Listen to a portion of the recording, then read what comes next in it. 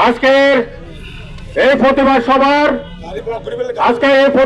হলো আগামী জাতীয় সংসদ নির্বাচনে আমাদের মনোনীত প্রার্থী, জাতীয়বাদী দলের মনোনীত প্রার্থী, ধানের শীষের মনোনীত প্রার্থীর পক্ষে আমরা যখন নির্বাচনে প্রচারণা যাই, আমাদের অপোজিট পার্টি দাঁড়িপাল্লার প্রার্থী সমর্থনে যারা আছে আমাদের কর্মীর উপর হামলা চালায়। তারও প্রতিবাদে আজকের এই প্রতিবাদ সমাবেশ আমরা আরবান ইউনিয়ন এমপি তথা আন্দোলন সংগঠনের পক্ষ থেকে পরিষ্কার করে জানিয়ে দিতে চাই, এই আরবান শান্ত আরবানকে শান্ত করার জন্য তার দাঁত বান্ধা দেওয়া বাংলাদেশ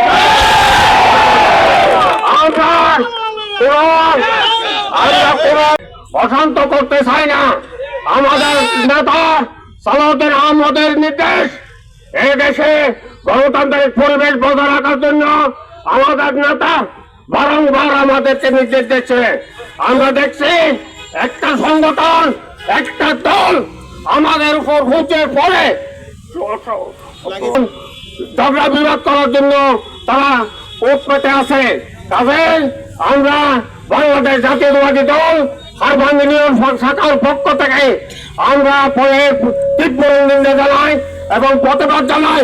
আগামী দিনে যদি এ ধরনের কোন ন্যাক্কারজনক ঘটনা হয় এর পরিমাণ বড় হবে না। আজকের এই